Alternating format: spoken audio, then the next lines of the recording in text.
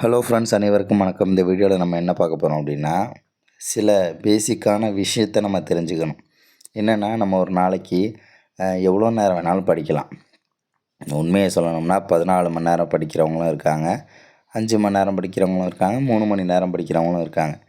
இந்த 3 கேட்டகரியிலையுமே ஒரு விஷயம் காமனாக இருக்குது. என்ன காமனான விஷயம்னு வச்சுக்கோங்களேன், எவ்வளோ நேரம் படித்தாலும் சரி தான், அன்றைக்கி என்ன படித்தோன்னு கடைசியில் வந்து யோசித்து பார்த்தோன்னு வச்சுக்கோங்க, என்ன இன்றைக்கி நம்ம எதுவுமே படிக்கலை அப்படின்ற யோசனை தான் மிச்சமாக இருக்கும். ஏன் அப்படி இந்த யோசனை வருதுன்றதை நம்ம தெரிஞ்சுக்கணும்.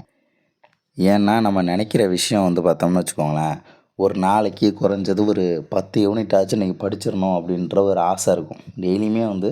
ஏன்னா 10 யூனிட்டெல்லாம் கண்டிப்பாக ஒரு நாளைக்கு நம்ம படிக்க முடியாது, அதுதான் உண்மை. அப்படியே படித்தாலும் 10 இல்லை 20 யூனிட் படிக்கலாம். எப்படின்னா, கடமைக்கு படித்தோம்னா சிலபஸே அன்றைக்கி முடிச்சிடலாம். கடமைக்கு படித்தோம்னா ஆனால் ஒன்றுமே ஞாபகம் இருக்காது. ஆனால் உருப்படியாக ஒன்று படிக்கணும் அப்படின்னா அதிகபட்சம் ஒரு நாளைக்கு எவ்வளவு முடியும் அப்படின்னு வச்சுக்கோங்களேன். அதிகபட்சம் படித்தாலும் ஒரு 2 யூனிட் படிக்கலாம். ஃப்ரெஷ்ஷாக ஒரு யூனிட்டை தொடுறோம் அப்படின்னா 2 யூனிட் வரைக்கும் நம்ம ஃபுல்ஃபில்லாக படிக்க முடியும். அதை தாண்டி படிக்கிறதுலாம் பெரிய விஷயந்தான். அதை தவிர்த்து நம்ம மேக்ஸ் பார்க்கலாம், தமிழ் பார்க்கலாம், இந்த மாதிரி தான் இருக்கும். ஆனால் ஜிஎஸ்சில் ஒரு 2 யூனிட் மட்டும்தான் ஃப்ரெஷ்ஷாக நம்ம படிக்க முடியும். ஆனால் அந்த 2 யூனிட்டுன்றது நமக்கு என்னடா ரொம்ப கம்மியாக படிச்சிருக்கோம், 2 யூனிட் நம்ம படிக்கிறதுக்கு இவ்வளோ லேட் ஆகி போச்சு அப்படின்னு நினச்சிக்கிட்டு இருப்போம். உங்களுக்கு இல்லைங்க, யார் 2 யூனிட் படிக்கிறதுனாலும் அவ்வளோ டைம் தான் ஆகும். அப்படியே ஒரு யூனிட்டை ஒருத்தவங்க சீக்கிரம் முடிச்சிடுறாங்கன்னா, ஒன்று அவங்க வந்து ஜஸ்ட்டு ஒன்ஸ் ரீடு மட்டும் விடுறாங்கன்னு அர்த்தம். அப்படி இல்லைன்னா அந்த யூனிட் அவங்க ஆல்ரெடி படிச்சிருப்பாங்க, ரிவிஷன் பண்ணுறாங்க அப்படின்றது அர்த்தம். அதனால் எவ்வளோ நேரம் படித்தாலும் சுத்தமாக இன்றைக்கி நம்ம படிக்கவே இல்லை அப்படின்ற ஒரு யோசனை தான் நமக்குள்ளே வந்துக்கிட்டே இருக்கும். நைட்டு தூங்கும்போது இப்படி கண்ணை மூடி ஒரு 2 செகண்ட் யோசிச்சு பாருங்களேன், என்ன தான் இன்றைக்கி பண்ணணும் அப்படின்னா நமக்கு எது திரும்ப ஞாபகம் வரும். ஆமாம், இன்றைக்கி வந்து காலையில் ஏதோ ஒரு மணி நேரம் சும்மா ரிவிஷன் மட்டும் பார்த்தோம், அதுக்கப்புறம் சாப்பிட்டோம், அதுக்கப்புறம் மதிய சாப்பாடு சாப்பிட்டோம், அதுக்கப்புறம் கொஞ்சம் படுத்திருந்தோம். இப்படி டைமை ஃபுல்லாகவே இப்படி ஃபுல் டே நம்ம இப்படியே வேஸ்ட் பண்ணிட்டோமோ அப்படின்னு சொல்லிட்டு தோணும். ஆனால் கிடச்ச நேரத்தில் சாப்பாடு டைமு, அந்த தூங்கின டைம்லாம் போக பேலன்ஸ் உள்ள நேரத்தில் நம்ம படித்தோம் அப்படிங்கிறது நம்ம நினைவுக்கே வராது. ஏன்னா வந்து அது நல்ல விஷயம் தானே, நல்ல விஷயம் இன்றைக்கி நம்ம நினைவுக்கு வந்திருக்கு, அது வராது.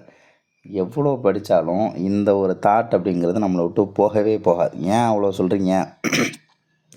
நாளைக்கே குரூப் 4 எக்ஸாம் நடந்தாலும் சரி தான், நாள் நைட்டு வரைக்கும் அப்படின்னா, ஐயோ நம்ம ஒன்றுமே படிக்கலையே, ஏதோ முக்கால்வாசி சிலபஸ் பெண்டிங்கில் இருக்கிற மாதிரியே வந்து ஒரு தாட் இருந்துக்கிட்டே இருக்கும். ஓகேவா? அதை நினச்செல்லாம் பயப்படக்கூடாதுன்றதுனால நான் சொல்ல வரேன் அதை. ஓகேவா? அதனால் நீங்கள் என்ன செய்கிறீங்களோ அதை வந்து கண்டினியூவாக செஞ்சுக்கிட்டே இருங்க. அந்த தாட் வந்து பார்த்தோம்னா வர்றது நல்லது தான். அப்படி வந்துச்சுன்னா படித்தவங்களுக்கு அந்த மாதிரி தாட்டு கண்டிப்பாக வரும் தான். படிக்காதவங்களுக்கும் அந்த தாட்டு வரும். ஆனால் படித்தவங்களுக்கு வந்து பார்த்தோம்னா ஒரு ஃபுல் டே படிச்சுட்டு ஆனால் நைட்டு யோசித்து பார்க்கும்போது ஒன்றுமே படிக்கலை அப்படின்னா அது ஒன்றும் பிரச்சனை இல்லை. அது இந்த இல்யூஷன்னு சொல்லுவாங்கள்ல, மாயை, அந்த மாதிரி ஜஸ்ட்டு என்ன பண்ணணும், ஸ்கிப் பண்ணிக்கிட்டு போயிட்டே இருக்கணும். அதை நினச்சி யோசிச்சுக்கிட்டே இருக்கக்கூடாது. அந்த தாட் வந்து நமக்கு ஃபுல்ஃபில் ஆகணும் அப்படின்னு சொல்லிட்டெல்லாம் அதை வந்து நீங்கள் ட்ரை பண்ண வேண்டாம். எவ்வளோ படித்தாலும் சரி தான், ஒரே நாளில் 10வது தமிழ் புக்கை ஃப்ரெஷ்ஷாக நீங்கள் அப்போ தான் புக்கே ஓப்பன் பண்ணுறீங்க, 10th புக்கை ஃபுல்லாக முடித்தாலுமே நைட்டு யோசிச்சிருக்கும்போது எப்படி தெரியுமா தோணும், ஐயோ 9th புக்கையும் சேர்த்து முடிக்க முடியாமல் போயிடுச்சு அப்படின்லாம் சொல்லி நமக்கு தோணும். ஆனால் ஒரே நாளில் 10th முடிக்க முடியாதுங்கிறது தெரியும் நமக்கு. ஆனாலும் அந்த எண்ணங்கிறது நமக்கு வந்துக்கிட்டே இருக்கும். ஏன்னா மனசுக்கு ஆசை இருந்துக்கிட்டே இருக்கும். ஆசை இல்லாத மனசு எதுவுமே கிடையாது. மனுஷனாக பிறந்துட்டாலே ஆசைக்கு அடிமை அப்படின்ற மாதிரி மாறிடுறோம். அந்த மாதிரியான ஒரு விஷயந்தான் இந்த ஒரு மாயை. ஓகேவா? மனசை வந்து திருப்திப்படுத்தணும் அப்படின்லாம் நினைக்காதீங்க. நீங்கள் என்ன செய்கிறீங்களோ அதை கண்டினியூவாக செஞ்சுக்கிட்டே இருங்க. அது ஆட்டோமேட்டிக்காக ஒரு நாள் ஆனால் திருப்தி மட்டும் வராது. நீங்கள் ஸ்டேட் ஃபர்ஸ்ட் எடுத்தாலும் சரி தான், ஐயோ அப்படின்னு சொல்லி தான் தோணும். ஏன் ஐயோ அப்படின்னா, இன்னும் கொஞ்சம் படிச்சிருந்தா 185 மார்க் எடுத்திருந்ததை ஒரு 190 கூட எடுத்துருக்கலாமேன்னு தோணும். எடுத்து என்ன பிரயோஜனம்? 190 எடுத்தாலும் நீங்கள் தான் ஸ்டேட் ஃபர்ஸ்ட்டு, 185 எடுத்தாலும் நீங்கள் தான் ஸ்டேட் ஃபர்ஸ்ட்டுங்கும்போது எதுக்கு அப்படின்ற மாதிரி தான் இருக்குது. ஆனாலும் சொல்கிறேன், அந்த திருப்தின்றது சத்தியமாக வராது. எந்த சப்ஜெக்டாக இருந்தாலும் சரி தான், தமிழாக இருந்தாலும் சரி, பாலிட்டி, எக்கனாமிக்ஸு, ஜாக்ரஃபிலாம் எவ்வளோ படித்தாலும் திருப்தின்றதே சுத்தமாக இருக்காது.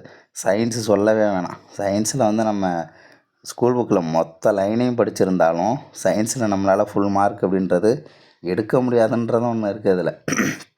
ஏன்னா சயின்ஸ் வந்து படித்த கொஸ்டினாக இருந்தாலுமே கொஞ்சம் கன்ஃபியூஸ்டாக மாறும். அதனால் நம்ம படிச்சிருக்கிறதே கண்டிப்பாக சயின்ஸ் எல்லாருமே அரைக்குறையாக தான் படிப்பாங்க.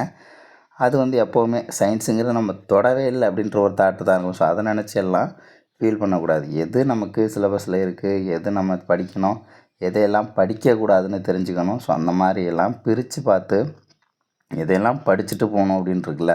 ஸோ அதெல்லாம் வந்து கண்டிப்பாக படிச்சிருக்கணும். படிக்கக்கூடாது அப்படின்றதெல்லாம் அதெல்லாம் அப்படியே ஸ்கிப் பண்ணிவிட்டு போயிட்டே இருக்கணும். ஆனால் எதெல்லாம் படிச்சுட்டு தான் போகணுன்னு ஒன்று இருக்குல்ல. ஸோ அதில் வந்து நீங்கள் என்ன பண்ணிடக்கூடாதுன்னா குறை வச்சிடக்கூடாது. அதை மட்டும் ஞாபகம் வச்சுக்கோங்க. மேக்ஸே வரலன்னு சொல்கிறவங்களா இருந்தீங்க அப்படின்னா மேக்ஸுக்குன்னு நீங்கள் ஒரு நாளைக்கு எவ்வளோ டைம் ஒதுக்குறீங்க, மேக்ஸுக்கு எந்த அளவுக்கு என்ன நீங்கள் ரிஸ்க் எடுத்துருக்கீங்க அப்படின்றத நீங்களே யோசிச்சு பாருங்கள். உங்கள் மனசாட்சிப்படி நீங்களே யோசிச்சு பாருங்கள். நீங்கள் சரியாக தான் பண்ணியிருந்தோம், உங்களுக்கு மேக்ஸ் வரல அப்படின்னா கண்டிப்பாக சொல்லவே முடியாது. அதுக்காக நீங்கள் ரிஸ்க் எடுத்துருக்க மாட்டீங்க. சரி சார், ரிஸ்க் எடுக்கிறதுனா என்ன அப்படின்னு சொல்லி கேட்டிங்க அப்படின்னா, நமக்கு ஒரு டேட்டா தெரியல அப்படிங்கும்போது என்ன பண்ணணும், 4 பேர்கிட்ட ரெஃபர் பண்ணணும். 4 பேர்கிட்ட கேட்கணும். ஃப்ரெண்ட்ஸ் யார்கிட்டயாச்சும் இருந்தாங்க அப்படின்னா அவங்கள்ட்ட கேட்டு கற்றுக்கலாம். அப்படி ஃப்ரெண்ட்ஸ் இல்லை அப்படின்னா ஃபோன் பண்ணியாச்சும் நம்ம கேட்டு வாட்ஸ்அப்லையாச்சும் அந்த கணக்கை எனக்கு சால்வ் பண்ணி அனுப்புங்க அப்படின்னு சொல்லிட்டு ஏதோ ஒன்று ட்ரை பண்ணுவோம்ல. ஏதோ ஒரு ட்ரை பண்ணுறதுங்கிறது இப்படி தான் போகணுன்னு கிடையாது. எந்த வழியில் போனாலும் அதுக்காக நீங்கள் முயற்சி பண்ணியிருக்கீங்க அப்படின்றது தான் அர்த்தம். ஓகேவா? ஃபார்முலாஸ்லாம் உட்காந்து மேக்ஸிமம் ஃபார்முலாஸ் அப்படிங்கிறது நீங்கள் லாஜிக்காக தெரிஞ்சுக்கோங்க. லாஜிக்காக தெரிஞ்சுக்கிட்டிங்கன்னா நல்லது. அப்படி இல்லையா, ஒரு 5 ஷீட்டு A4 ஷீட் எடுத்து மொத்த மேக்ஸில் உள்ள எல்லா ஃபார்முலாவையும் எழுதி செவுத்தில் கூட எழுதி ஒட்டி வச்சுருங்க. டெய்லி என்ன பண்ணுங்கள், ஒரு வாரத்துக்கு கண்டினியூவாக அந்த ஷீட்டை நீங்கள் பார்த்துட்டு காலையில் எழுந்திரிச்சதுமே அந்த ஃபார்முலாஸ்லாம் பார்த்துட்டு தான் அடுத்த சப்ஜெக்டை படிக்க ஸ்டார்ட் பண்ணணும். அப்படி பண்ணினீங்க அப்படின்னா அந்த ஃபார்முலாஸ்லாம் ரொம்ப ஈஸியாகிடும். திரும்ப ஒரு 10 நாள் கழித்து பார்த்தீங்கன்னா கொஞ்சம் அங்கங்கே ஒரு ஃபார்முலா மட்டும் ப்ளஸ் வருமா மைனஸ் வருமா கொஞ்சம் டவுட் இருக்கும். அதையும் நீங்கள் திரும்ப இன்னொரு வாரம் கண்டினியூவாக பார்த்துட்டிங்கன்னா ஃபார்முலாஸ் ஈஸி. மேக்ஸை பொறுத்தவரை ஃபார்முலா தெரிஞ்சுதுன்னா மேக்ஸு ரொம்ப ஈஸி. ஆனால் ஃபார்முலா தெரியலன்னு வச்சுக்கோங்களேன், ரொம்ப கஷ்டம் அது.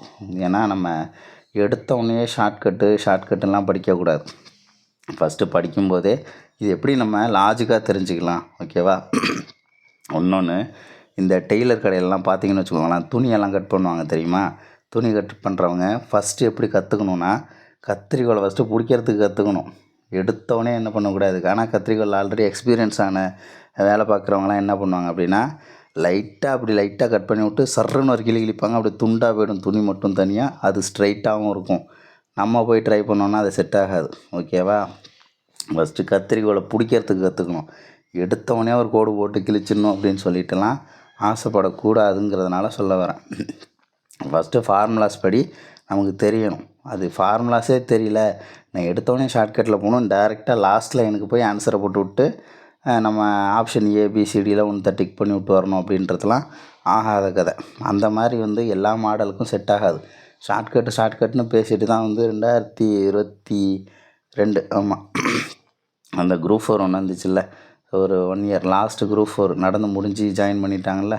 ஸோ அதில் வந்து பார்த்தோம்னா குரூப் 4 அப்படின்றது ஈஸி தான். மேக்ஸ் வந்து ஷார்ட்கட்டில் படிச்சிடலான்னு ஏகப்பட்ட பேர் வெறும் ஷார்ட்கட்டில் தெரிஞ்சுக்கிட்டு தான் போனாங்க. ஷார்ட்கட்டுங்கிறது அங்கே செட்டே ஆகலை. அதுக்கு வந்து நான் பெரிய எக்ஸாம்லாம் காட்ட தேவையில்லை. நம்ம குரூப் 4 எக்ஸாமையே உதாரணமாக சொல்லலாம். ஏன்னா வந்து அங்கே ஷார்ட்கட்டுங்கிறதுக்கு வேலையே இல்லைங்கிறது தான் உண்மை. எவ்வளோ மார்க் வரைக்கும் அடி வாங்குச்சு ஒவ்வொருத்தருக்கும் அப்படின்னா 8லேருந்து 9 மார்க் வரைக்கும் அடி வாங்கிடுச்சு ஃபார்முலா தெரியாததுனால.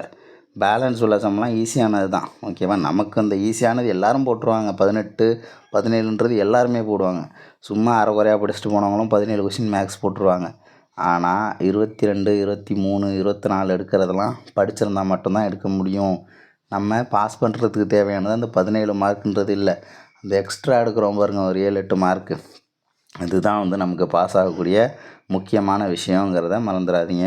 அதுமாதிரி என்ன பண்ணலாம் அப்படின்னா, நீங்கள் இது வரைக்கும் என்ன செஞ்சிட்ருக்கீங்களோ அது ப்ராப்பராக கரெக்டாக போயிட்டுருக்கு அப்படின்னா அதையே ஃபாலோ பண்ணி அப்படியே போயிருங்க. திருப்தியெல்லாம் படுத்தணும்லாம் நினைக்காதீங்க. மனசுங்கிறது ஆசை கொண்டு இருக்கும். ஓகேவா? அதனால் நம்ம அதை திருப்திப்படுத்தலாம் முடியாது. என்ன படித்தோமோ அப்படியே கண்டினியூவாக படிச்சுட்டு போயிட்டே இருக்க வேண்டியதான். நிறைய டெஸ்ட்டு ப்ராக்டிஸ் பண்ணுங்கள். ஸோ அடுத்த எக்ஸாம் அப்படின்றது உங்களுக்கானதாக மாறும் அப்படின்னு சொல்லிவிட்டு இந்த வீடியோவை நான் முடிச்சுக்கிறேன். அடுத்த வீடியோஸில் வேறு ஒரு தகவலோடு சந்திக்கலாம். தேங்க்யூ.